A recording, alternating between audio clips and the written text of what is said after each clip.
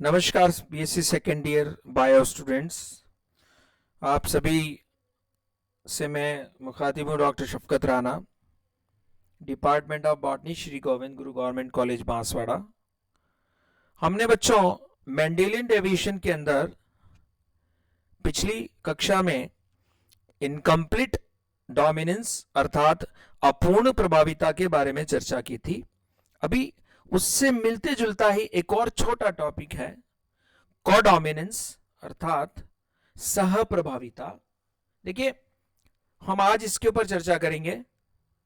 ये वो प्रक्रिया है जिसके अंदर देखिए दोनों अलील्स, दोनों युग्म विकल्प एक ही जीव में एक साथ प्रकट हो जाते हैं। थोड़ा समझाने की मैं चेष्टा करता हूं आपको। प्रभाविता के अंदर यदि एक ही लक्षण के दो भिन्न युग्म विकल्पों को क्रॉस कराया जाता है तो केवल एक युग्म विकल्प, एक अलील प्रकट होता है, दूसरा अलील यानी दूसरा युग्म विकल्प प्रकट नहीं होता, पूर्ण रूप से प्रकट होता है एक अलील। लाल सफेद को क्रॉस कराने पर लाल प्राप्त होगा या सफेद प्राप्त होगा। जो प्रभावी है वो पूर्ण रूप से प्रकट होता है।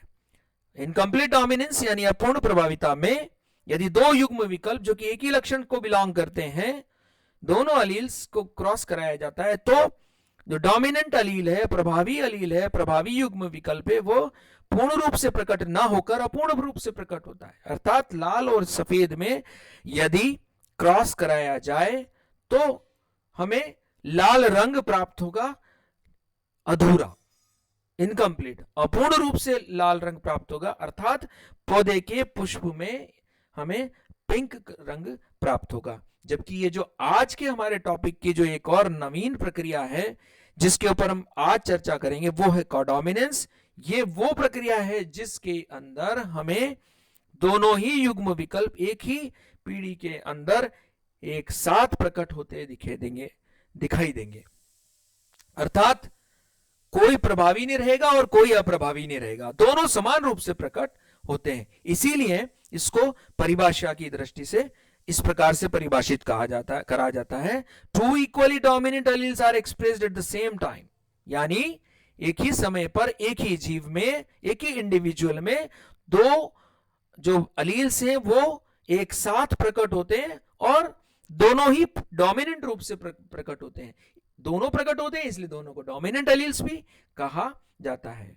और अब क्या होता है कि जैसे मान लीजिए कि कोई हेटेरोजाइगस इंडिविजुअल है, हेटेरोजाइगस जीनोटाइप प्रदर्शित कर रहा है कोई, जैसे मैं कैपिटल आर स्मॉल आर बोलूं, कैपिटल पी स्मॉल पी बोलूं, कैपिटल ए स्मॉल ए बोलूं, तो उस हेटेरोजाइगस इंडिविजुअल के अंदर दोनों प्रकार के फिनोटाइप प्रकट होंगे, दोनों प्रकार के लक्षण प्रकट होंगे।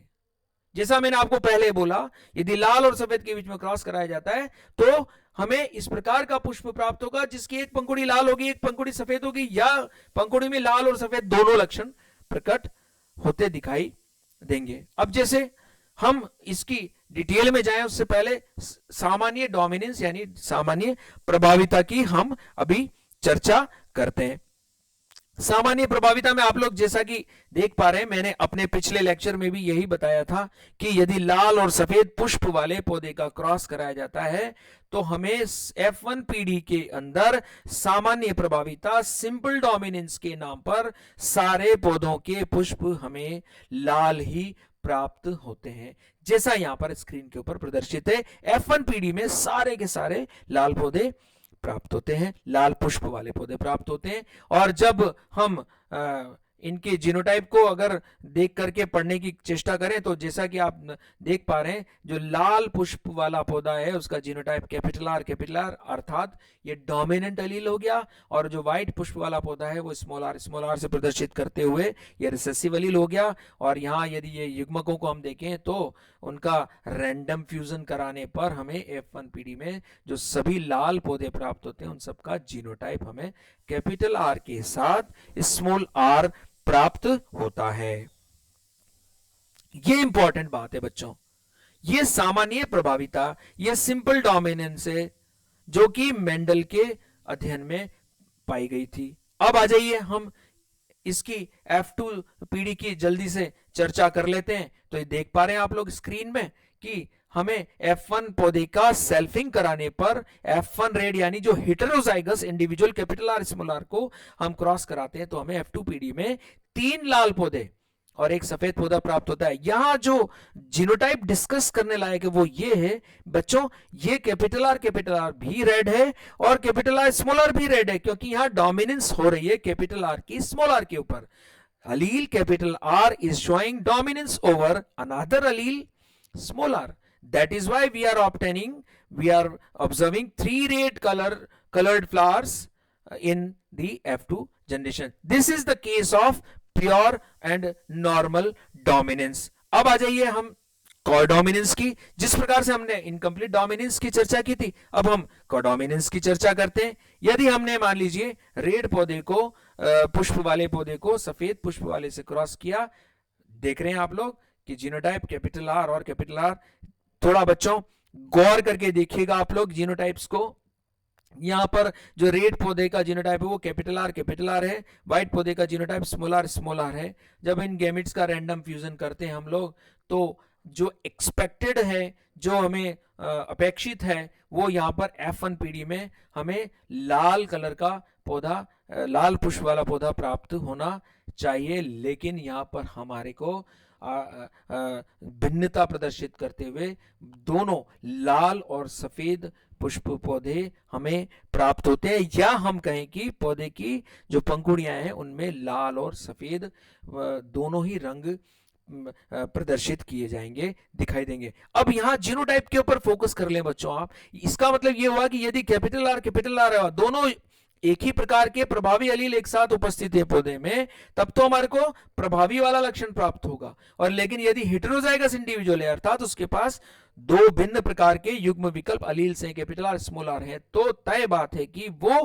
कोडोमिनेंस शो करेगा, सह प्रभाविता प्रदर्शित करेगा। आर कैपिटल आर से रेड भी आ रहा है, स्मॉल आर से व्हाइट भी आ रहा है।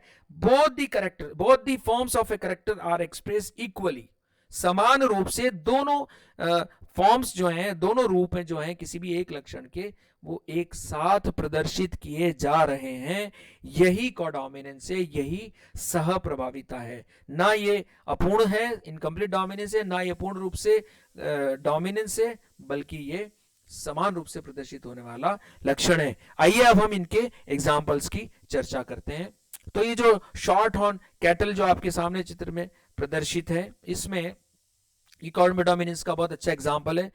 जो होमोजाइगस इंडिविजुअल कैपिटल आर है, वो आपका जैसा कि यहाँ पर स्लाइड में प्रदर्शित है रेड कलर का होता है, और जो होमोजाइगस व्हाइट है वो कैपिटल डब्ल्यू है। यहाँ इंटरेस्टिंग बात यह है बच्चों, यहाँ स्मॉल आर नहीं लिया है, क्योंकि कोडोमिनेंस में ये कहा जाता है कि दोनों ही एलील्स आपके डोमिनेंट होते हैं, इसलिए यहां पर व्हाइट को डब्ल्यू से ले लिया गया। इसीलिए जो आपके पास जो हेटेरोजाइगस इंडिविजुअल होगा, यानी कैपिटल आर और कैपिटल डब्ल्यू वाला जो आपका जो पीढ़ी होगी, हेटेरोजाइगस विषम युग्म जो जीव होगा, वो आपका दोनों प्रकार के रंग स्किन पे प्रदर्शित करेगा। जैसा यहाँ पर चित्र में दिख रहा है, ये रेड कलर हो गया और ये व्हाइट कलर हो गया, यानी skin is showing both the forms of a character, both red and white here. ये एक एग्जांपल हुआ आपके पास। और इस इंडिविजुअल को, जो कि हेटेरोजाइगस इंडिविजुअल है, उसको रॉन कहा जाता है, ROAN, रॉन। इसी तरह से एक और एग्जांपल है रॉन हॉर्स का। सिंपल है, आप देख पा रहे हैं ये रेड कलर का हॉर्स है, उसको व्हाइट कलर के हॉर्स से जब क्रॉस कराया जाता है, यदि पूर्ण रूप से प्रभाविता होती तब तो हमारे को रेड कलर के हॉर्स ही प्राप्त होते थे। लेकिन आप देख पा रहे हैं कि यहाँ पर जो हमें इंडिविजुअल प्राप्त हो रहा है, उसकी कुछ स्किन रेड भी है और कुछ स्किन व्हाइट भी है। That means both the characters are expressed equally. और आप ये देख पा रहे हैं कैपिटल आर जो इंडिविजुअल है वो रेड होगा, जबकि कैपिटल आर स्मॉल आर जो होंगे, दोनों के दोनों रॉन हॉर्स होंगे, जो कि दोनों प्रकार के पिगमेंट्स स्किन में शो करेंगे। और स्मॉल आर जो होगा वो व्हाइट कलर का अप्रभावी प्रकार का इंडिविजुअल होगा। यानी हमारे पास यहाँ पर जो F2 जनरेशन है, जो पीढ़ी है, उसके अंदर हमें जो रेशो प्राप्त होगा वो 1:2:1 प्राप्त होगा। इसी प्रकार से एक बहुत ही इंपॉर्टेंट एग्जाम्पल इसका बच्चों सिकल सेल एनीमिया में भी दिया जाता है। याद रखें बच्चों, यही सिकल सेल एनीमिया आपकी प्लियोट्रॉपी का भी एग्जाम्पल बनता है, और यही सिकल सेल एनीमिया आपका कोडोमिनेंस का एग्जाम्पल भी बनता है। यहाँ देखें आप कि जो सिकल सेल एनीमिया है, आप जानते ही हैं, यहाँ पर हीमोग्लोबिन जो है वो एबनॉर्मल हो जाता है, और उसकी वजह से हीमोग्लोबिन रिड्यूस होकर के और बहुत कम हो जाता है। यहाँ पहले आप चित्र के माध्यम से समझ लें, ये सामान्य आरबीसी है जो कि कॉनकेव बाई कॉनकेव शेप दिखाती है, और ये रही सिकल शेप्ड आरबीसीज, जिसकी वजह से हीमोग्लोबिन कम हो जाता है। अब देखिए जीनोटिपिकली अगर हम इसको समझने की कोशिश करें तो बड़ा इंटरेस्टिंग एग्जाम्पल है ये भी, कि जो नॉर्मल इंडिविजुअल होगा, जिसके अंदर नॉर्मल हीमोग्लोबिन का सिंथेसिस होगा, वो प्योर होमोजाइगस होगा डोमिनेंट वाला, यानी कैपिटल आर और कैपिटल आर के साथ। ये ऐसा इंडिविजुअल होगा जिसके पास सामान्य रूप से आरबीसी पाई जाएंगी, सामान्य हीमोग्लोबिन की मात्रा होगी, और इस सामान्य रूप से ऑक्सीजन को कैरी कर सकेगा। जबकि जो आपके पास सिकल शेप्ड वाली जो इंडिविजुअल होगा, वो आपका स्मॉल आर भी ले सकते हैं, और यहां पर उसको कैपिटल एस से भी प्रदर्शित किया गया। तो ये दो इंडिविजुअल हो गए, ये प्रभावी हो गया और ये आपका अप्रभावी हो गया। यहां सामान्य हीमोग्लोबिन होगा, जैसा कि आप लोग स्पष्ट रूप से देख पा रहे हैं। यहां पर असामान्य हीमोग्लोबिन होगा, तय बात है, ये हीमोग्लोबिन 3 या 4 ग्राम पर 100 ml ऑफ ब्लड रह जाता है, और ऐसे इंडिविजुअल को शीघ्र इलाज और या ब्लड ट्रांसफ्यूजन की आवश्यकता होती है। और हम जानते ही भी हैं कि ऐसे इंडिविजुअल्स में आनुवंशिक रोगों में प्रायः ट्रीटमेंट नहीं हो पाते हैं। मैं फिर रिपीट करूं, ये इंडिविजुअल हो गया आपका सामान्य रूप से हीमोग्लोबिन रखने वाला इंडिविजुअल, सामान्य, और ये हो गया रोगी, सिकल सेल एनीमिक। जबकि जो तीसरा इंडिविजुअल जो आपके सामने यहां पर प्रदर्शित है, जो कि आर और एस का कॉम्बिनेशन है, जिसको कि आर कैपिटल और स्मॉल आर से भी प्रदर्शित किए जाते हैं, तो ये जो इंसान होगा वो हेटेरोजाइगस होगा, विषम युग्मजीव होगा, और इसके पास दोनों प्रकार की आरबीसीज पाई जाएंगी, नॉर्मल आरबीसीज भी पाई जाएंगी और सिकल सेल आरबीसीज भी पाई जाएंगी, जैसा कि यहाँ इस फोटोग्राफ में चित्र में प्रदर्शित है। तो ये एग्जाम्पल होगा अनूठा को डोमिनेंस का सह प्रभाविता का। तो ये आपके पास तीसरा नंबर का एग्जाम्पल है जो कि आपके सामने प्रदर्शित किया गया है। इस प्रकार से हम यदि पीछे स्लाइड में जाएं तो हमारे पास ये कुछ एग्जाम्पल्स हैं जो कि कोडोमिनेंस के शॉर्ट हॉर्न कैटल और आपकी रॉन हॉर्स और सिकल सेल एनीमिया के अंदर हमारे को दिखाई देता है। आई होप कि आपको ये लेक्चर भी उतना ही अच्छा लगा होगा।